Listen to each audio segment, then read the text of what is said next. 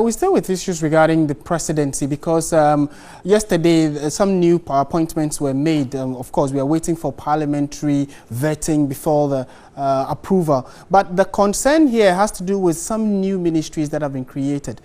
Also, in addition to that, a letter was released yesterday where the Minister Designate for Local Government and Rural Development, Madam Hajia Mahama, has signed a letter asking all MMDCEs to hand over to the MMDs, that's the directors of the various metropolitan municipal and corporations. So we want to find out if really that is the way to go, and if they have been asked to hand over, how does the local government sector of the country run? We've been joined in studio by a local government analyst, and I'm going to put a few questions to him.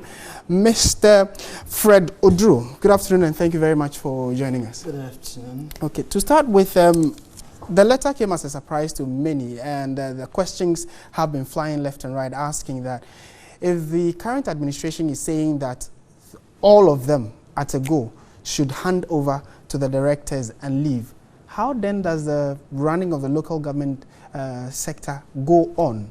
And what happens within the period now that they've handed over?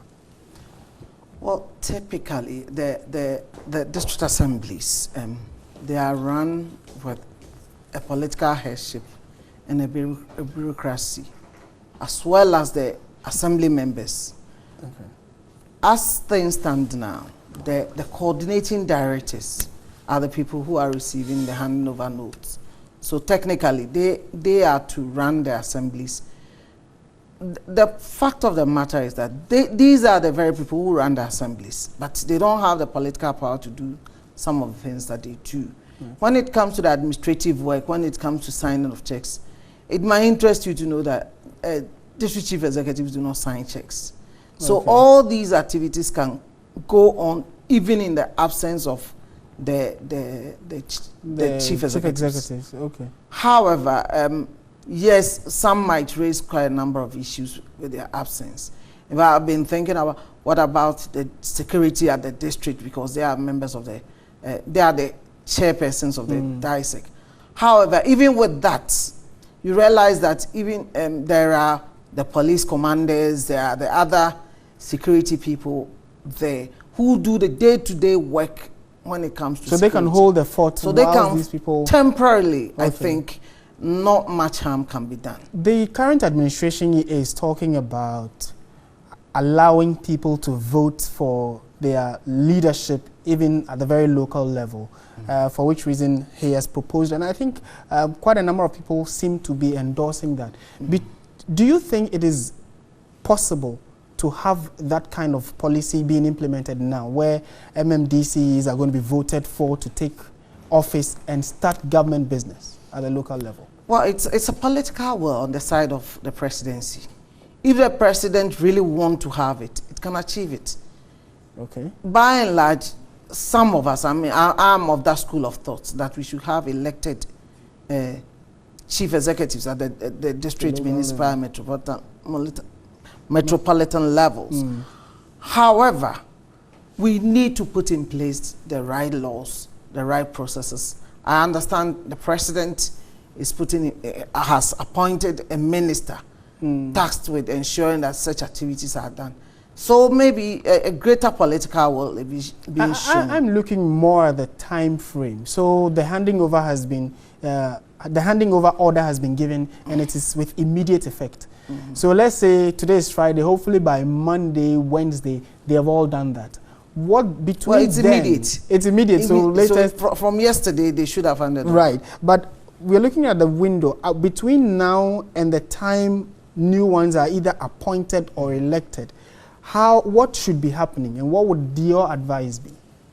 My first expectation is for the regional ministers to be nominated and gone through the vetting process and be in place. Whilst the modalities that the president would want to set up in selecting the district chief executives will also be done. But then now even the announcement of their selection is not complete until they are approved by the various assemblies, okay, which can also be a very tedious process. So I am foreseeing between 2 to 3 months before we can have some new chief executives in place. Okay, developments there, but we still have in studio Mr. Fred Odro. He's a local governance expert, and we are just picking his thoughts on that directive asking MMDCEs to hand over and vacate their offices. And what Evans just showed us from Kumasi is one of many that is happening across the country. Let me come back to you, Mr. Odro. The major challenge that a lot of people saw right after the letter came out was the fact that there was the fear people could tamper with documents that they currently have, might probably even go into quickly signing contracts where they are going to bind the government somewhat, and all of that. Are they justified fears, and how can they be quickly Well, dealt technically, until they are dismissed, so to speak, they have every power they've had until now. So they chair the district tender committees. They are the approving officers, although they do not sign checks and all those things. So still, they had the power to carry out all the activities they were supposed to have done. And technically, they were also the representative of the central government. So they still had their powers. How about the directors? The directors that they are handing to? The coordinating directors, they are civil servants. Okay. So no matter what comes, they are still at post. They serve every government that comes into office. So in their case, they can be there. Okay. They are not changed with the change of government. Okay. So their case is different from that. And in conclusion, is it likely that the current crop of MMDCs who are leaving, based on maybe what you have done, could that current administration say, we think that you've done well, we are retaining you, or we are re-employing your service? Is it possible? Absolutely. If the president wishes to do that, he can do so.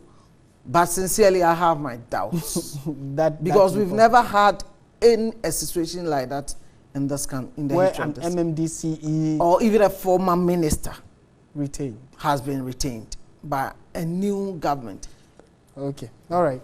We've been speaking with Fred Odro, local government analyst, and was helping us understand that particular letter or order to all MMDCEs to hand over and vacate posts. So it is still an unfolding story across the country. We've been trying to gauge the mood and how that process is ongoing. In our subsequent bulletins, we will bring that to you.